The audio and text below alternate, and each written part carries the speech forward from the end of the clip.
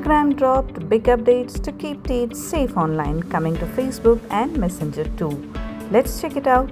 First up, if you are under 16, no more Instagram live unless your parents give the green light. And those direct messages with blurry nudity, you can't unblur them without parental approval. Meta, Instagram's owner, is locking it down.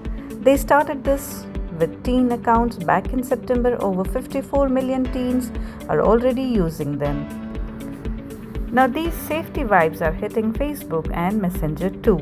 Think private accounts by default, no DMs from strangers, and strict limits on stuff like fight videos. Plus, after 60 minutes of scrolling, teens get a little "hey, take a break" reminder, and at bedtime, notifications go silent. Meta's making sure teens' time online is chilled and safe. This all starts in the US, UK, Canada, and Australia, then rolls out globally.